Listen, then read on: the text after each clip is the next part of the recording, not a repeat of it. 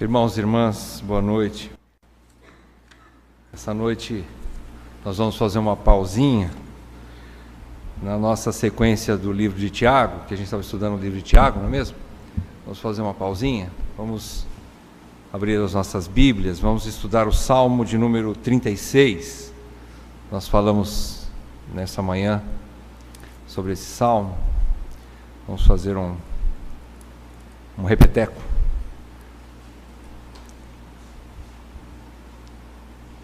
Salmo de número 36.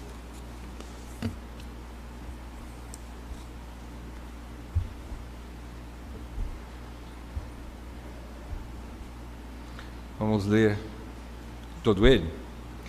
Malícia humana e benignidade divina.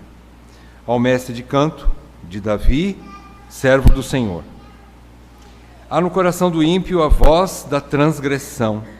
Não há temor de Deus diante de seus olhos, porque a transgressão o lisonjeia a seus olhos e lhe diz que a sua iniquidade não há de ser descoberta, nem detestada.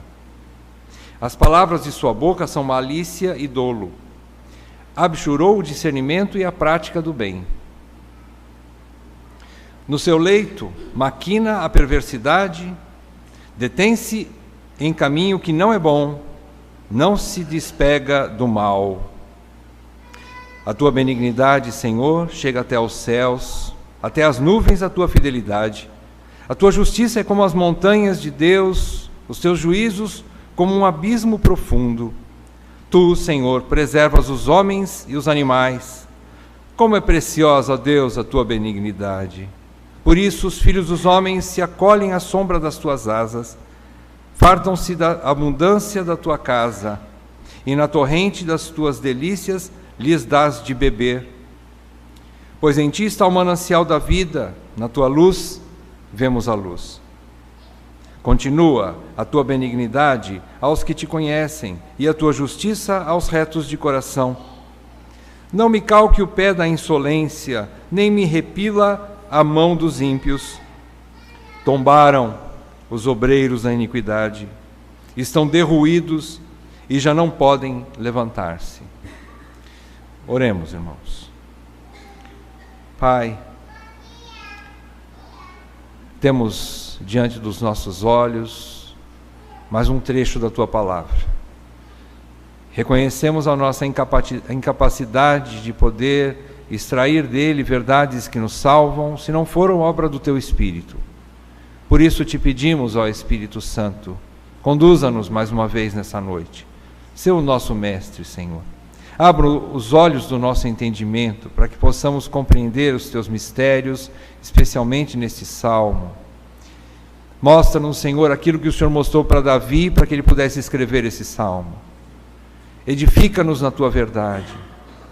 E que esse salmo transforme as nossas vidas a ponto de virmos a glorificar o teu nome de fato e de verdade.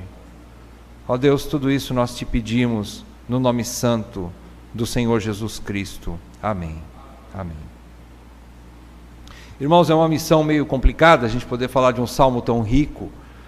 Ele não é muito extenso, são 12 versículos, mas existe uma riqueza dentro desse salmo que é uma tarefa bastante complicada, mas vamos ver o que a gente consegue aprender nessa noite com o Salmo.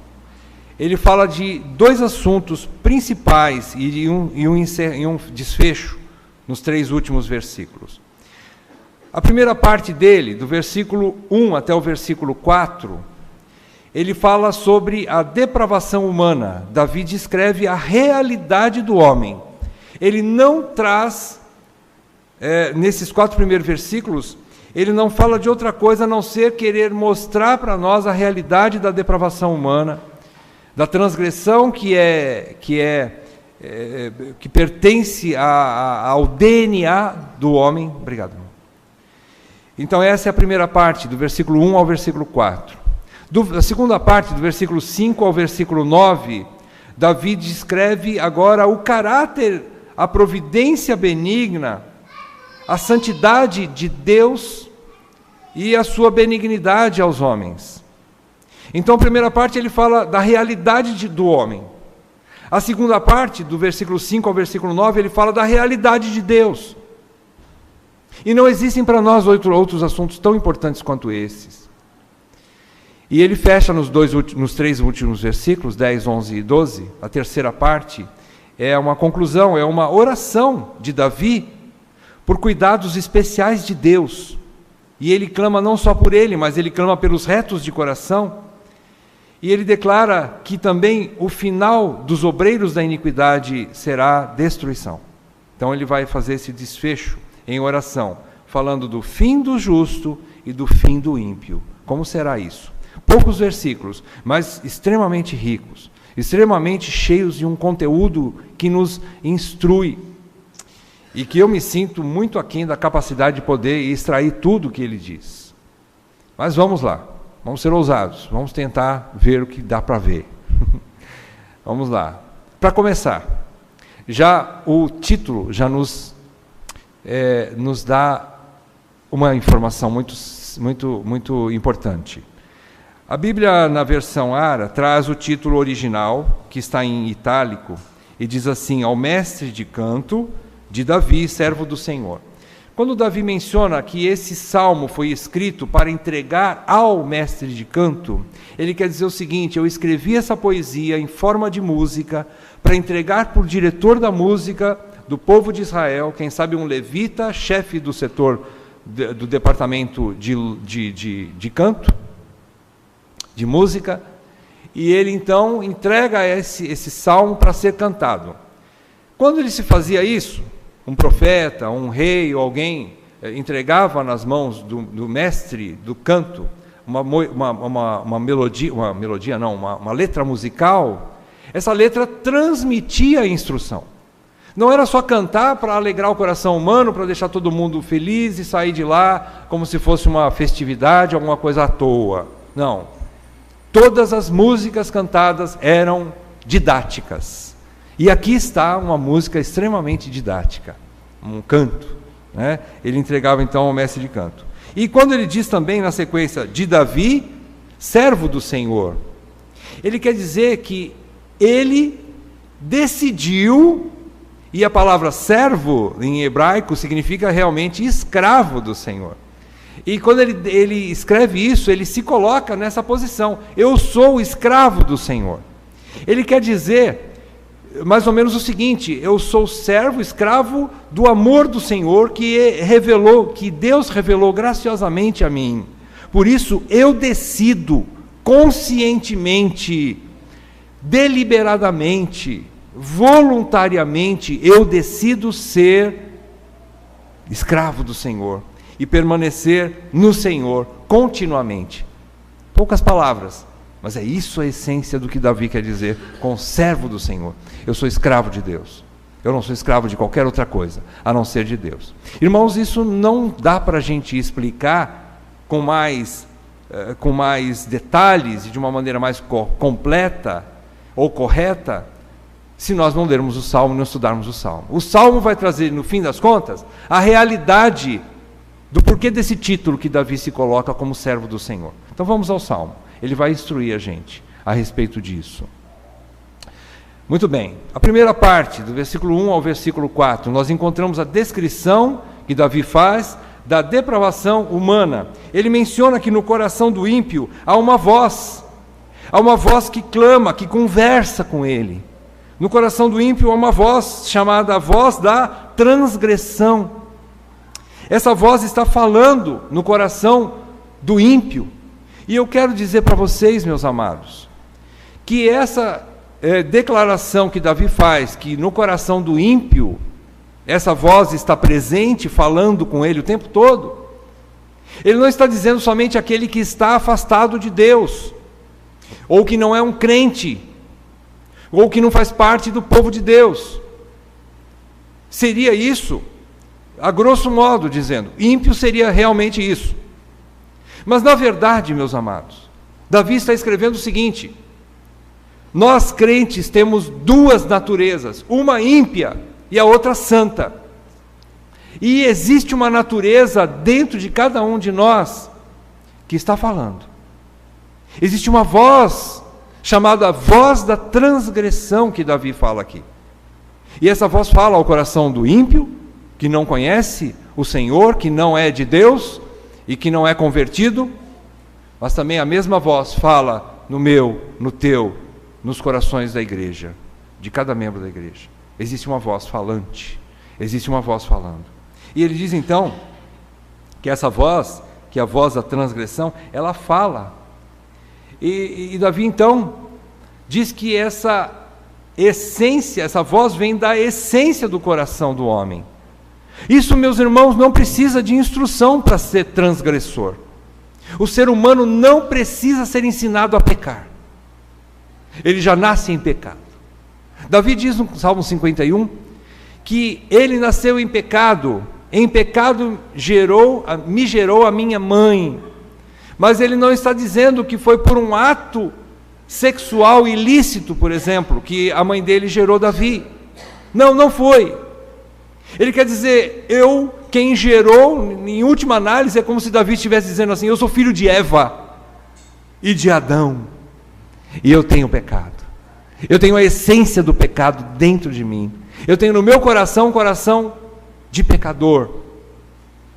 Existe uma depravação dentro de mim. Eu nasci assim. Então é isso que Davi está querendo dizer aqui. A malícia humana é tamanha, meus irmãos, que ela fala ao coração do homem, ela lhe dá um sentimento de vanglória, diz no versículo 2, que a transgressão, essa voz da transgressão, que fala ao coração do homem, ela o lisonjeia, e ela quer dizer assim, olha, mesmo que você peque, vale a pena pecar. O pecado não é tão mal assim. E quantas vezes, irmãos, pessoas que entram num caminho de pecados tão profundos, se sentem muito orgulhosos, se sentem muito, como se fosse o cara da vez, né? A pessoa extremamente lisonjeada, ela se auto-lisonjeia. E diz no versículo 4, que essa voz da transgressão, que está na essência, no coração do homem, ela é de atividade de tempo integral, ela não descansa, ela trabalha falando no coração do homem, dia e noite, mesmo no leito ele maquina o mal, ele maquina o pensamento perverso. Essa voz é companheira fiel, minuto após minuto no coração do homem. E essa voz ainda, além de falar para ele que ele é o cara da vez, ele é maravilhoso, e essa voz lisonjeia o coração dele, olha a voz da transgressão falando ao coração do homem, e ela ainda diz para ele, olha, você fica tranquilo, ela convence o coração do homem, e lhe dá uma sensação de impunidade, por seus atos de transgressão. Diz Davi que essa voz agora não só fala ao seu coração, mas agora a transgressão o lisonjeia os seus olhos, como se tirasse as lentes da verdade dos olhos do homem e colocasse outra para que ele enxergasse tudo como bom, seu pecado como maravilhoso. Ela mente, ela cega os olhos daquele que está entrando no caminho de pecado, do homem, e ela então dá uma visão distorcida, e ele acha que está tudo certo, a ponto de ele dizer, no fim do versículo 2, a iniquidade lhe diz no seu coração, através dessa lente transformada, mentirosa, embaçada, míope do pecado, ela lhe dá uma visão de que ele não vai ser descoberto. A sua transgressão não vai ser, sua iniquidade não há de ser descoberta. Ele crê numa impunidade. Ninguém me pega. Isso vai ficar por isso mesmo. Vai ficar por isso mesmo. Não vou ser pego, não vou ser descoberto. E pior, ele termina o versículo 2 dizendo, você nunca vai ser detestado por ninguém. Você pode continuar fazendo isso, você pode entrar em pecado após pecado, e por isso o ímpio faz isso mesmo, ele peca, e se ele não se arrepender rapidamente, e ele continua no pecado, e a Bíblia diz que um abismo chama outro abismo, a ponto de ele praticar atrocidades cada vez piores, imundas, mais fedorentas ainda, e ele diz ainda: está ótimo, estou gostando de tudo isso, e eu não vou ser detestado por ninguém. Mas isso aqui é a voz da iniquidade, meu irmão. É a voz da iniquidade no coração do homem. Diz que não vai ser detestado aquele ato pecaminoso, aquela transgressão. Então, o ímpio, de consciência empedernida ou cauterizada, por não ter temor a Deus, ele reprime seu senso ou seu discernimento entre o bem e o mal. Ele reprime esse discernimento. Ele aplaude a si mesmo, ele se autolisonjeia, ele não se envergonha do pecado, mas orgulha-se de suas imundícias. Irmãos, que ponto nós chegamos? Que ponto o ser humano é capaz de chegar? Mas, pela bondade de Deus, existe uma segunda situação que eu gostaria de abrir com vocês, que o justo, que peca da mesma forma, e o justo peca, o justo, eu estou falando do crente, o crente quando peca, ele tem sua consciência sensível para se enojar e sentir repulsa pelo seu pecado, e essa repulsa, esse nojo que ele sente de si mesmo, isso é bom. Isso o impele vigorosamente ao arrependimento e um retorno para Deus. Irmãos, essas duas naturezas no crente são a nossa salvação. É a nossa salvação, irmãos, sabermos que existe uma natureza, embora uma natureza esteja falando: olha, peca, isso vale a pena, você vai desfrutar de um momento de prazer por causa do pecado, e essa natureza existe, a voz da transgressão, mas também existe uma outra voz. Isso é coisa só do crente, é um privilégio que Deus nos concede, de ter a voz do Espírito falando para mim, para você: arrependa-se, volte para Deus, deixe esse caminho, você não foi chamado para isso, o sangue de Cristo foi derramado na cruz por você, não por isso, não para você ficar nessa lama de podridão, mas para você se arrepender e voltar para Deus.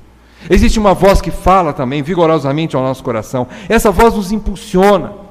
A Bíblia diz em Ezequiel, capítulo 20, versículo 43, se vocês abrirem, ali mostra, Ezequiel, o profeta diz, que existe, sim, um ponto que o homem, a pessoa que faz parte do povo de Deus, quando ele se lembra do caminho por onde ele entrou, Ezequiel, capítulo 20, versículo 43, vale a pena nós lermos, Ezequiel 20, 43, ele diz que quando o crente se lembra do caminho que ele entrou, ele está falando do povo de Deus, diz que ele sente nojo de si mesmo. Veja aí, Ezequiel 20.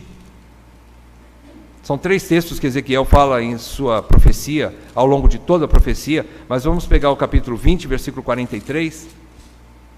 Ele diz assim: ali, ou seja, voltando para casa, no povo de Israel, ali vos lembrareis dos vossos caminhos e de todos os vossos feitos com que vos contaminastes, e tereis nojo de vós mesmos por todas as vossas iniquidades que tendes cometido.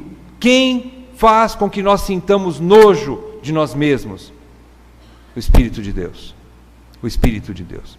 Porque pela voz da transgressão, nós nunca vamos sentir nojo de nada. Aliás, nós vamos comer cada vez coisa mais podre. E vamos nos sentir cada vez melhor, achando que está fazendo bem, achando que está desfrutando. Então, graças a Deus por essa voz no nosso coração. Davi também afirma que a transgressão ou o pecado é uma voz falante e ativa no mais íntimo do coração do ímpio, que o induz a dar ouvidos a ela. Essa voz é poderosa, meus irmãos, ela é poderosa. Ela o aconselha o tempo todo, até a noite em sua cama. Ela instrui o seu coração e ela o encoraja, lisonjeando-o e fazendo-o acreditar na sua impunidade e não dar ouvidos a nenhuma outra voz sobre a verdade. Porque quando ele diz aqui, que ele, no versículo 3, ele abjurou o discernimento e a prática do bem, e ele se detém, no final do versículo 4, ele se detém no caminho que não é bom e não se despega do mal. Davi está querendo dizer o seguinte, que ele tem alguém falando no coração dele. Irmãos, até o ímpio que não é crente, é quase uma coisa óbvia, mas até o ímpio que nunca ouviu falar de Deus, existe nele uma consciência. Irmãos, Deus imprimiu a sua lei no coração do homem, desde Adão. Então toda a raça humana tem uma consciência que fala alguma coisa a respeito da lei de Deus. Por quê?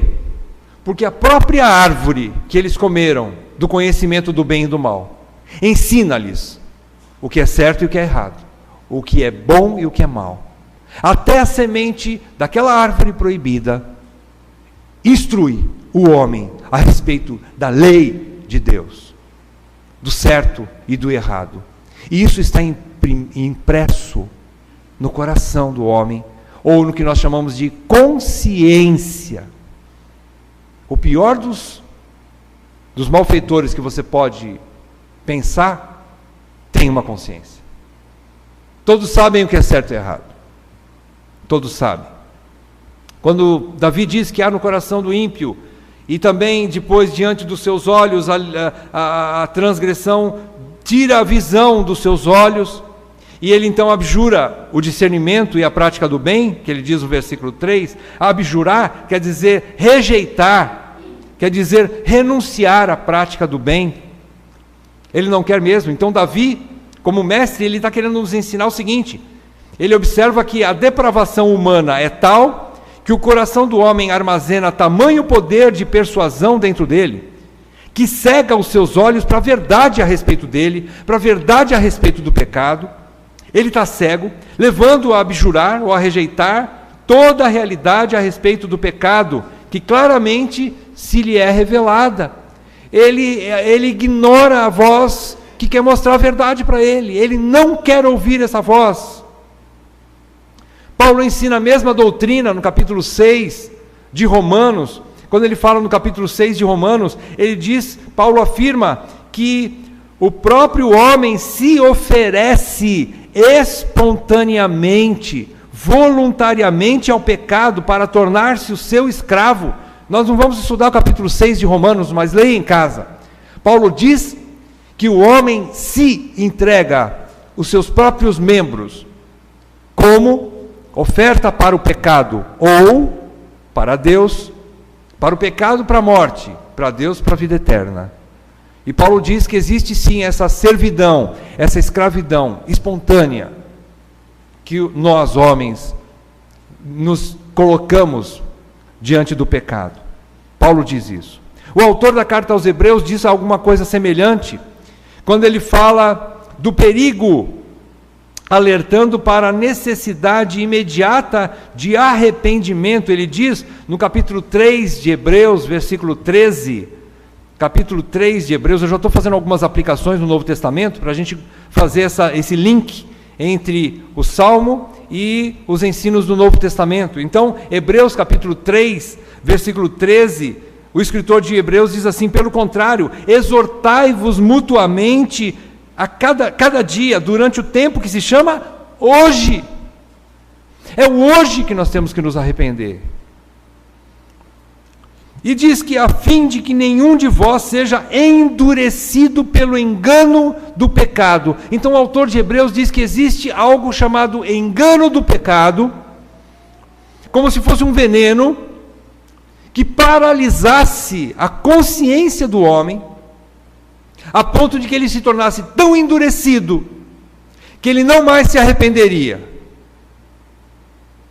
Irmãos, isso é um problema sério para nós. Isso é uma realidade que nós temos que lutar contra ela. E qual a causa de tudo isso? Davi diz que existe uma causa nesses 4 primeiros versículos. Por que a depravação total? Por que essa depravação? Ele diz e responde que a causa central dessa depravação você encontra no final do versículo 1. Não há temor de Deus diante dos seus olhos. Não há temor a Deus.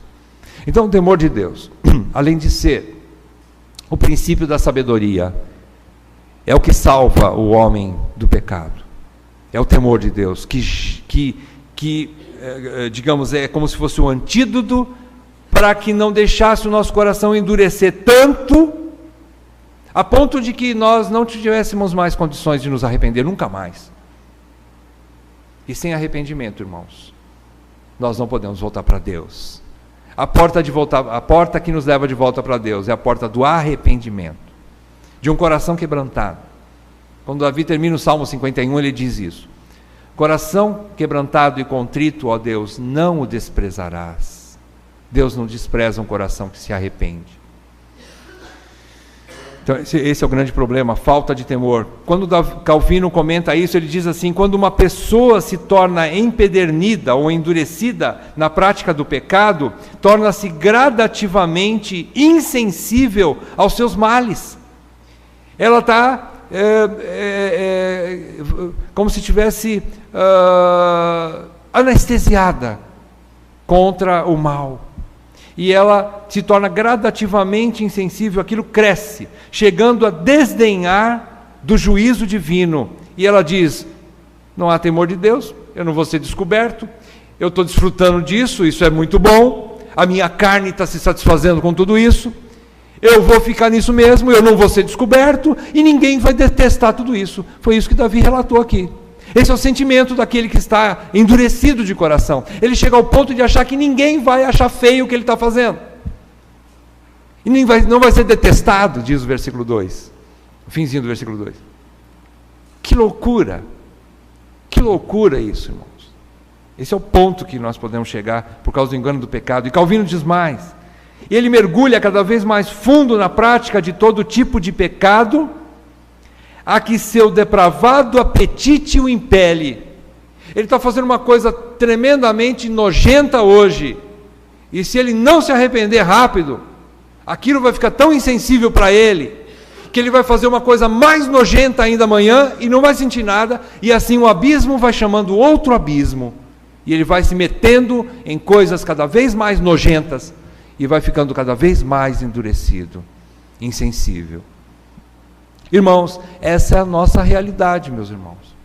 Isso aqui está dentro de nós, meus irmãos. Essa voz aqui da transgressão fala ao meu coração, fala ao teu coração todo dia. E até de noite. Existe essa situação. Não tem como nós nos livrarmos dela, a não ser buscando a graça de Deus. Vamos ler Romanos, rapidamente, Romanos capítulo 1,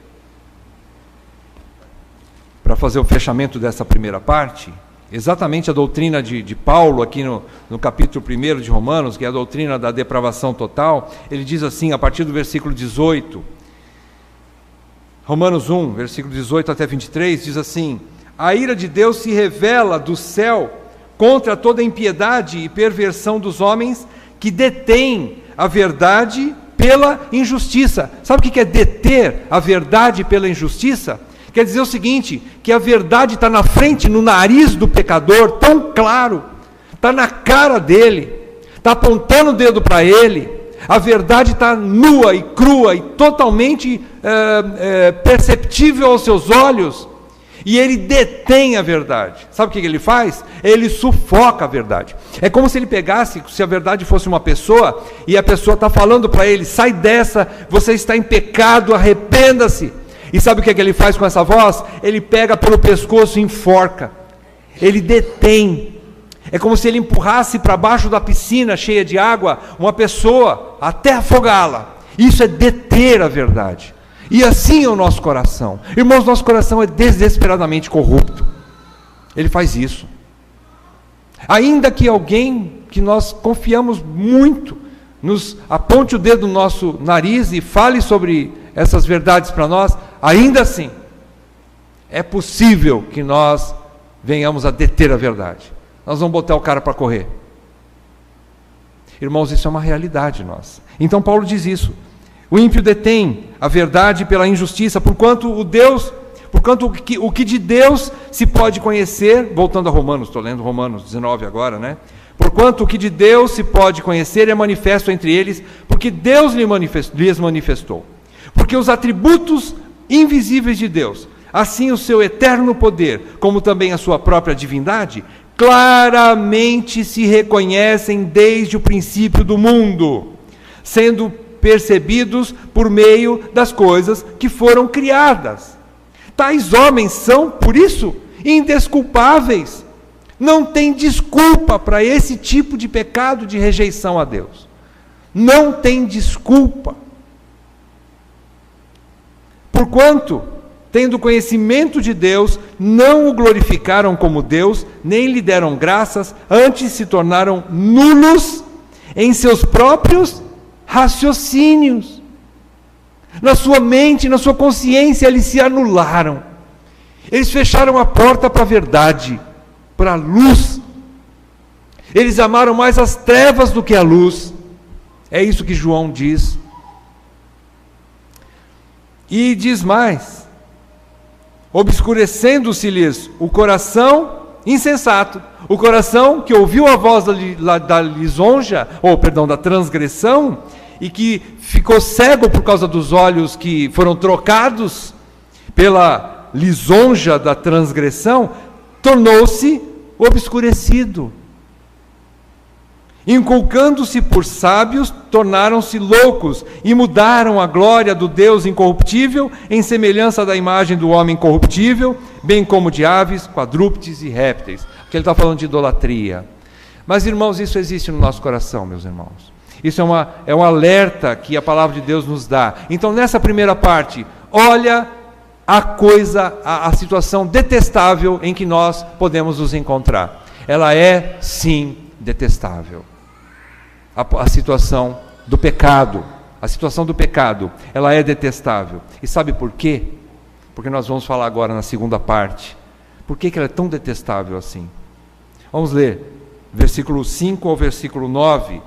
Esses 5 próximos versículos do Salmo 36, diz assim: em primeiro lugar, eu gostaria de dizer para vocês, vou pular os 2 primeiros versículos, o 5 e o 6, vou começar no 7, mas aqui Davi começa a falar o seguinte, ele diz que, agora ele vai descrever o caráter e a providência benigna de Deus aos homens.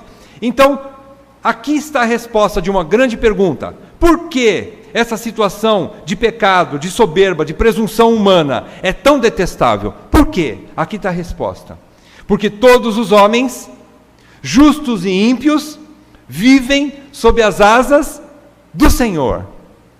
Eles vivem sob as asas do Senhor. O que eu quero dizer com isso? Quero dizer o seguinte: que Deus preserva todos os homens e todos os animais, não só os crentes, mas até os ímpios. Em primeiro lugar, veja no versículo 7, Davi diz que é preciosa, ó Deus, a tua benignidade, por isso os filhos dos homens se acolhem à sombra das tuas asas. Irmãos, todo ser humano está protegido pelas asas de Deus, e se acolhem em Deus, embora eles não saibam ou não queiram saber, a verdade é essa, mas Deus protege inclusive os ímpios. Irmãos, muitos ímpios não sofrem o que muitos crentes sofrem. Muitos ímpios têm muita prosperidade, coisa que a maioria dos crentes não tem. Muitos ímpios têm benefícios nesse mundo e desfrutam de coisas boas nesse mundo que talvez nem eu nem você jamais vamos desfrutar nesse mundo. Óbvio. Quem lhes protege? Deus. Deus lhes protege. A Bíblia diz que Deus dá coisas boas tanto para os maus, cuida tanto dos maus como dos bons.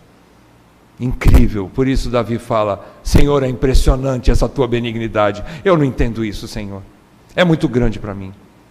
Por isso que ele fala no versículo 5 e 6, já vou adiantar. Ele diz assim: a tua benignidade e a tua fidelidade são mais altas do que os céus, são muito altas e acima das nuvens, e a tua justiça é como as montanhas de Deus, os teus juízos como o abismo do mar, que é tão profundo, é insondável. O que Davi quer dizer com isso? Ele quer dizer que a bondade e a justiça de Deus são incompreensíveis. Senhor, quando eu olho para toda essa impiedade, quando eu olho para toda essa rebelião, quando eu olho para o meu próprio coração corrupto, e ainda o Senhor cuidando de mim, Senhor, eu não entendo essa benignidade. Isso é maravilhoso demais para mim, Senhor.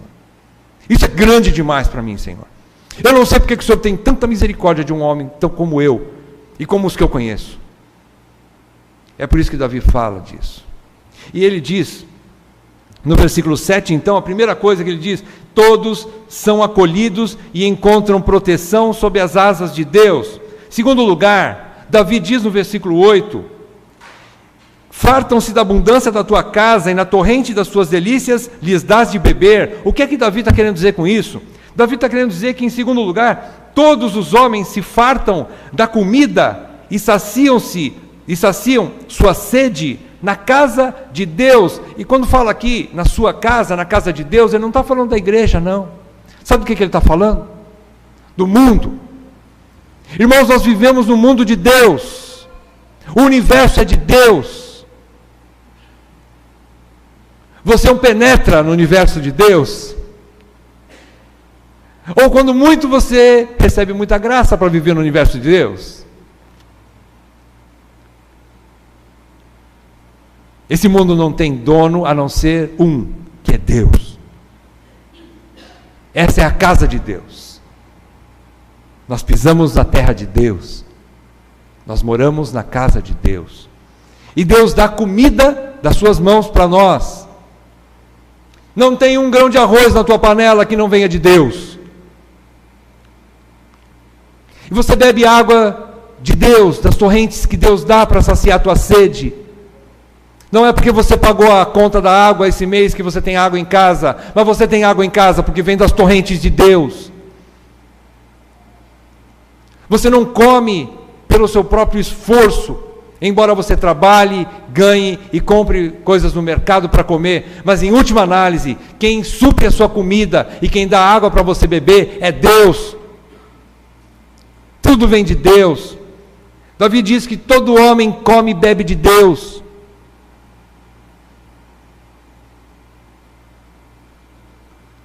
As plantas, os animais que lhe servem de mantimento, como as torrentes das águas potáveis, são de Deus.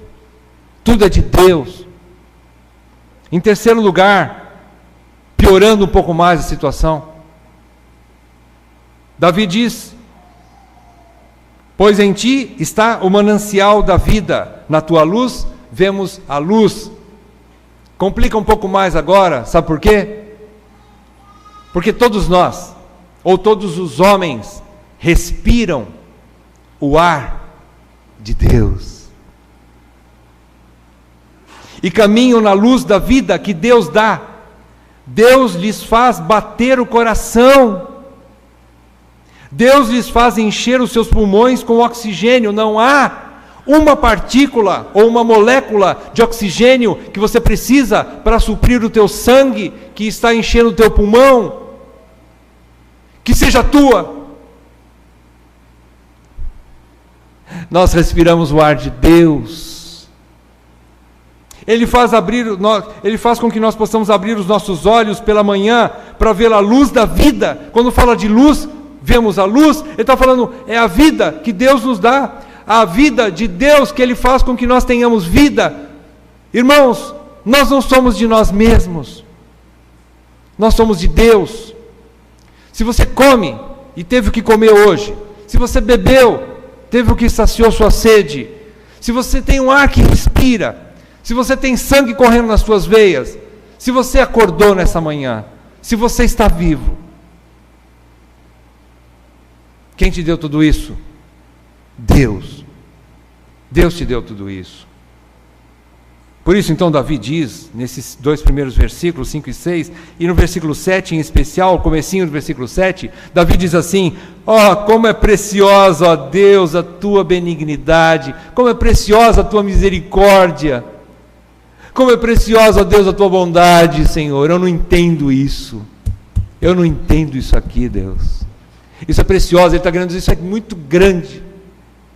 Ó, profundidade da riqueza, tanto da sabedoria, como no conhecimento de Deus. São insondáveis os teus juízos, são impenetráveis os teus caminhos. Eu não compreendo isso.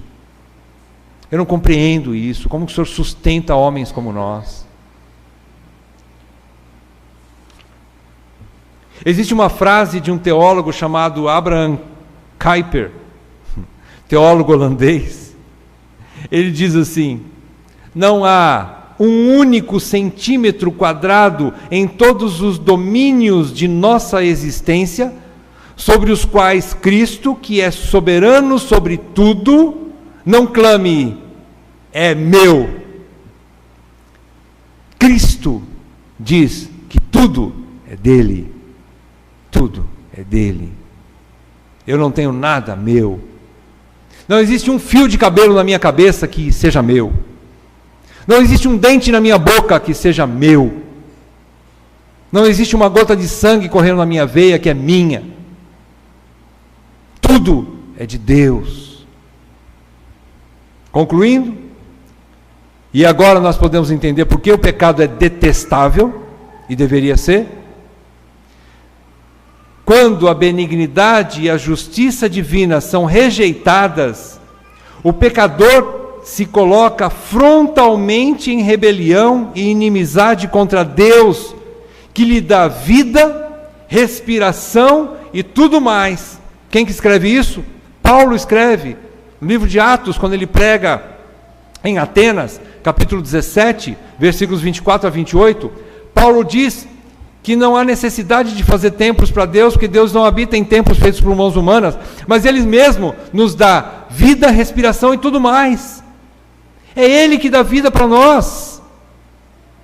É Ele que fez a minha casa e que deu uma casa para mim, para minha família. É Ele que me sustenta, é Ele que me guarda, é Ele que supra as minhas necessidades.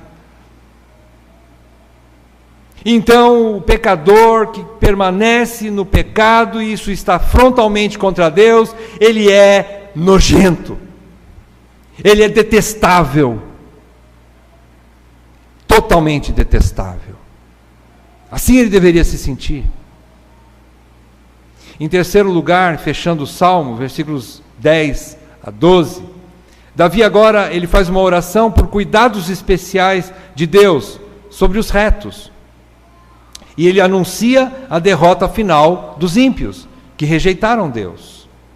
Então ele diz assim: continua a tua benignidade aos que te conhecem, a tua justiça aos retos de coração. Davi não está querendo dizer assim: Senhor, que o Senhor continue dando e preservando essa benignidade sobre as pessoas. Não, ele não está dizendo isso. Ele está dizendo assim: Senhor, continua sobre nós uma ação benigna do Senhor sobre os retos de coração, porque se o Senhor não operar em nós, se a voz do teu Espírito não operar em nós, e se não continuar, a palavra continua aqui no hebraico, no original, diz prolonga, ou estenda-se longamente sobre nós a tua benignidade. Então Davi está falando assim: se o Senhor não nos der a voz do teu Espírito e não fizer ouvir essa voz, nós vamos ouvir a voz da transgressão, e nós não vamos permanecer em santidade, nós não vamos permanecer no reino de Deus, nós não vamos permanecer submissos à tua lei, nós não vamos permanecer na igreja, nós não vamos permanecer numa vida que glorifica o teu nome. Por quê? Porque ele diz no próximo versículo 11 que os pés da insolência calca, e a mão do ímpio repele o justo para o caminho do pecado. Ele não só está dizendo assim: vai ter um camarada lá no meu trabalho que vai ficar falando um monte de coisa para eu pecar. Vai ter? Vai. Pode ter? Pode. Pode ter alguém que seja usado para falar, para nos querer levar para o caminho do pecado. Mas é mais do que isso. É a voz da impiedade no próprio coração humano, irmãos. Nós não precisamos de ninguém mais para pecar. Nós pecamos sozinhos. Existe essa voz convidando a gente para o pecado. E quando nós não estamos se não continuar sobre nós a providência de Deus, ou a graça de Deus, para nós rejeitarmos o pecado, nós vamos ser calcados pelos pés da insolência e vamos ser empurrados pelas mãos ímpias para o caminho do pecado. É isso que Davi quer dizer. Eu preciso, Senhor, da tua graça. E Davi está querendo dizer isso. Continua com a tua graça poderosa na minha vida. Faça com que eu ouça a tua voz e que eu dê atenção à tua voz, acima da voz da transgressão que me convida para o pecado. É isso que Davi está fechando o salmo.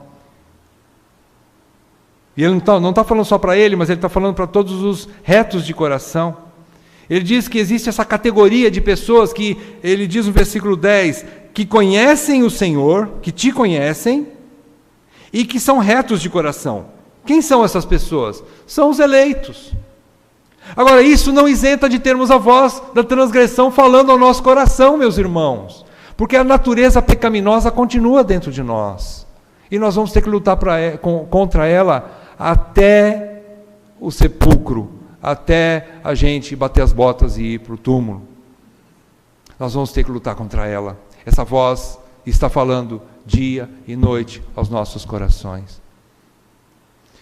Então Davi fala isso. Ele pede a ajuda de Deus para que ele possa ouvir mais a voz do Espírito do que a voz do seu próprio coração. E quando ele termina, diz que estão derruídos os obreiros da iniquidade, já não podem levantar-se. Então ele anuncia o fim daquele que permanece no pecado e não se arrepende, daquele que está em pecado conscientemente e não volta atrás. Qual é o fim deles? Queda. Derruídos quer dizer caídos, a ponto de não conseguirem mais se levantar. Tombaram os obreiros da iniquidade, estão derruídos e já não podem levantar-se. Meus amados, existe uma situação de pecado em que a gente se torna tão endurecido que quando a gente não se arrepende rapidamente, no tempo que se chama hoje, o engano do pecado é tão poderoso que ele endurece o coração do homem a ponto de que ele nunca mais encontre lugar de arrependimento, como o escritor de Hebreus diz sobre Esaú, capítulo 12. Ele diz que, no livro de Hebreus, que Esaú buscou arrependimento mesmo com lágrimas, mas não encontrou lugar de arrependimento. Perdão, não é capítulo 12. Sim, é capítulo 12, versículo 16. E não haja algum impuro ou profano, como foi Esaú, o qual por um repasto vendeu o seu direito de primogenitura. Pois sabeis também que posteriormente, querendo herdar a bênção, foi rejeitado. Ele foi rejeitado. Ele brincou com Deus. Ele achou que poderia se arrepender ou voltar para Deus a hora que ele quisesse. Não, é hoje. Deus só dá uma chance para você se arrepender, é hoje. Mas Esaú não fez isso, foi rejeitado, pois não achou lugar de arrependimento, diz o versículo 17 do capítulo 12 de Hebreus, não achou lugar de arrependimento, embora com lágrimas o tivesse buscado. Pode fazer o que você quiser, o que eu quiser, se eu não amolecer meu coração e não me arrepender, urgentemente, pode chegar um ponto que eu não vou mais achar lugar de arrependimento. Não vou mais achar lugar de arrependimento. É isso que Davi está querendo dizer aqui, então. E qual é o final desses? Em versículo 12, diz que não podem mais levantar-se. Chama-se juízo terrível de Deus e irreversível destruição. Irremediável destruição. Irmãos, graças a Deus, a palavra de Deus nos ensina que nós não estamos lidando com um Deus de mentirinha. Nós não estamos lidando com um Deus de brincadeirinha. Nós não estamos lidando com um Deus frouxo. Nós estamos lidando com um Deus terrível. Diz a palavra de Deus que Ele é fogo consumidor. Esse é o nosso Deus. Um Deus de amor, mas um Deus de justiça. O que a gente tira desse estudo, desse salmo, irmãos, nessa noite? Nós podemos concluir o seguinte. Em primeiro lugar, a verdadeira piedade emana de um legítimo conhecimento de Deus. Isso chama-se boa doutrina. No versículo 10, quando ele menciona que o crente, ele menciona as qualificações de um verdadeiro eleito, ele diz que são os que conhecem a Deus. O conhecimento de Deus chama-se boa doutrina. Começa com uma boa doutrina, e graças a Deus, nós temos uma boa doutrina. Qual é a boa doutrina? É porque tem bons mestres? Não, é porque nós temos a Bíblia. A Bíblia é uma ótima doutrina, perfeita doutrina. Não por causa dos homens, mas por causa da palavra de Deus. Os que conhecem a palavra de Deus têm boa doutrina. Então, a piedade, a verdadeira piedade, ela emana de um legítimo conhecimento de Deus, dessa boa doutrina, que produz na sequência uma disposição à prática da retidão de coração. No mesmo versículo 10 diz, aos retos de coração. A boa doutrina produz uma boa ética, um bom comportamento. Irmãos, ninguém pode comprovar que tem uma boa doutrina se não vive essa boa doutrina. Se permanece no caminho do engano, do erro, do pecado, do que é injusto, do que é impuro. Como é que você prova que você vive uma boa doutrina? Quando você não se mete no caminho do pecado. Ou mesmo quando caia em pecado, você se arrepende urgentemente. E não permanece no caminho do pecado. Você tem uma boa ética também nesse sentido. Quando você se arrepende e volta para Deus. Isso são a garantia de desfrute contínuo da benignidade e da justiça de Deus. Ninguém vai desfrutar das bênçãos de Deus se não se apegar à verdade. Se não se apegar a uma boa doutrina e uma boa ética. Ninguém vai desfrutar das bênçãos que Deus tem se não tomar cuidado com a sua vida. Não é pelo fato que nós fomos salvos pela graça, isso não houve participação humana, isso é dom de Deus, que agora, porque eu fui salvo pela graça, e pela graça eu continuo vivendo, fazendo o que eu quero e o que eu penso. Não! Eu vivo num mundo que não é meu, é de Deus. Eu penso coisas que não... Eu tenho que pensar coisas como se Deus fosse o Senhor de tudo. Eu tenho que ter temor do meu coração, porque até a água que eu bebo não é minha, é de Deus. A comida que eu como não é minha, é de Deus. O ar que eu respiro não é meu, é de Deus. Então eu tenho que ter um comportamento que agrade a esse Deus. Eu tenho que ter um comportamento digno de quem quer continuar respirando o ar de Deus. Temos que tomar cuidado com isso, irmãos. Em segundo lugar, peçam incessantemente em oração por sabedoria originada do temor do Senhor. Jamais rejeitem o temor do Senhor em seus corações, que é uma das maiores evidências da sua eleição. O que eu quero dizer com isso? Eu quero dizer que a voz do temor do Senhor, ou a voz do Espírito Santo, vai falar no teu coração também. Não tema diante do pecado. Você não é mais escravo do pecado. Romanos 6 nos garante que nós não somos mais escravos do pecado. Nós pecamos o que nós queremos, voluntariamente, espontaneamente. Mas você não é mais escravo do pecado. E o Espírito vai falar no teu coração antes de você pecar, para que você se livre.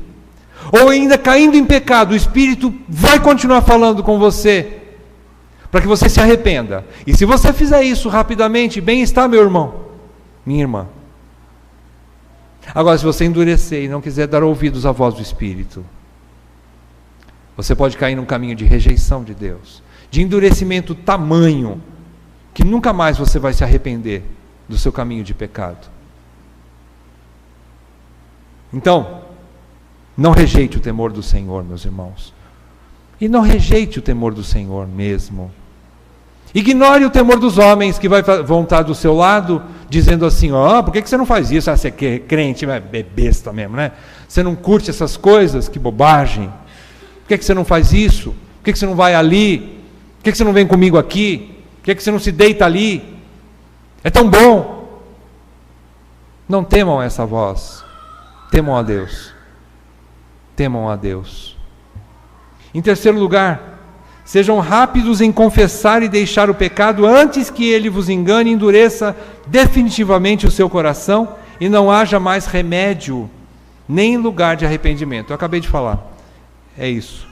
Por último, eu gostaria de ler com vocês, acompanhem comigo a leitura, o último texto de Hebreus capítulo 10, de 26 a 31. Aqui vai uma exortação, sabe para quem, meus irmãos? É só para os santos. É só para os salvos. É uma exortação para os eleitos. Capítulo 10 de Hebreus, de 26 a 31. Acompanhem na sua Bíblia. Porque se vivermos deliberadamente em pecado, o que é deliberadamente em pecado? Quer dizer voluntariamente. Deliberar quer dizer eu vou analisar uma coisa, eu vou ver se ela é boa e vou fazer, ou não. Deliberadamente é quando você analisa, tem tempo de fazer uma análise para ver se compensa aquilo. Então, se você está analisando e ainda assim você está em pecado, ele está falando alguma coisa para mim e para você aqui. Se você vive deliberadamente em pecado depois de termos recebido o pleno conhecimento da verdade, já não resta sacrifício pelos pecados. Pelo contrário, certa expectação horrível de juízo e fogo vingador, prestes a consumir os adversários. Olha a explicação que ele dá aqui. Ele vai apelar para o Velho Testamento primeiro, para a lei de Moisés. E ele diz no versículo 28, sem misericórdia, morre, pelo depoimento de 2 ou 3 testemunhas, quem tiver rejeitado a lei de Moisés. Agora ele fala da nova dispensação para a igreja de Cristo. Versículo 29. Quanto mais severo castigo julgais vós, será considerado digno aquele que calcou aos pés o Filho de Deus e profanou o sangue da aliança com o qual foi santificado e ultrajou o Espírito da graça. Ora, nós conhecemos aquele que disse, a mim pertence a vingança, eu é que retribuirei, eu retribuirei. E outra vez, o Senhor julgará o seu povo. Versículo 31. Horrível coisa é cair nas mãos do Deus vivo. Meus irmãos, se você respira o ar de Deus, come a comida de Deus, bebe a água de Deus, vive no mundo de Deus, já é motivo de dar muita graça, e já é motivo de temê-lo, e já é motivo de respeitá-lo. Imagine nós, crentes, que além de tudo isso, vivermos no mundo de Deus, respirarmos o ar de Deus, comermos a comida de Deus, bebermos a água de Deus ainda, o sangue de Jesus foi derramado por mim e por você naquela cruz.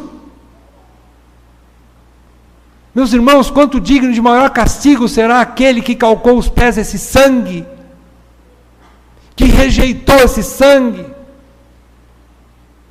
que conheceu a graça de Deus em Jesus Cristo e volta para o caminho do pecado.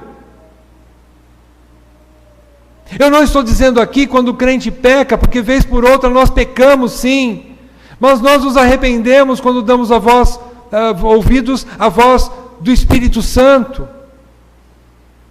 E aí Deus diz que purifica toda a nossa injustiça. Nos tornamos novamente limpos. Não é esse o pecado que eu estou dizendo. Eu estou dizendo viver em pecado constante, o tempo todo, e não se arrepender. É esse o caso aqui, é calcar com os seus pés o sangue da cruz de Cristo. Meus irmãos, isso é horrível, isso é nojento, isso é detestável aos olhos de Deus.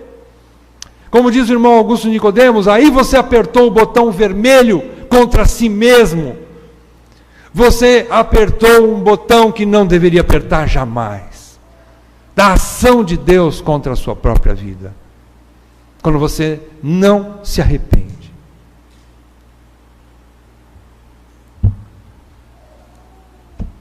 Que situação, irmãos, nós estamos? uma situação gloriosa, mas também que inculca em nossos corações muito temor. E assim seja, irmãos, porque enquanto há temor de Deus nos nossos corações, nós continuamos no caminho do Senhor. O temor de Deus, ele gerencia a nossa vida. Ele nos encaminha para o caminho do bem, do arrependimento, da justiça. O temor do Senhor nos encaminha no caminho de sabedoria para vivermos convenientemente nesse mundo de Deus, desfrutando do seu amor, da sua benignidade o tempo todo. Que o temor de Deus inunde o nosso coração nessa noite, meus irmãos. Essa é a minha oração. Vamos orar? Pai, te damos graças pela tua palavra, que é a verdade, e ela como espada de dois gumes, que ao mesmo tempo nos fere e também nos cura. Essa é a expectativa do nosso coração nessa noite, que alguém aqui, se está em caminho de pecado, que o Senhor produza profundo arrependimento, imediato arrependimento, antes que seja endurecido pelo engano do pecado. Pai, tem misericórdia de nós, Senhor. Tem misericórdia da tua igreja, porque o juízo do Senhor começará pelo teu povo, pela tua casa. Onde comparecerá o ímpio e o desobediente? Senhor, nós temos uma chance maravilhosa de nos arrependermos. Opera através da voz poderosa do teu Espírito. Faz-nos tapar os ouvidos para a voz da transgressão, mas que possamos ouvir a voz do Espírito nos chamando de volta para a casa do Pai, como o Senhor fez com o filho pródigo, que caiu em si, se arrependeu e voltou para casa. Faça isso, Senhor, em nossas vidas. Faça isso em nossos corações. Pai, destrói toda essa pedra que endurece a nossa consciência, para que sejamos sensíveis à voz do Espírito Santo. Nós te pedimos tudo isso, no nome santo do nosso Senhor Jesus Cristo. Amém. Amém.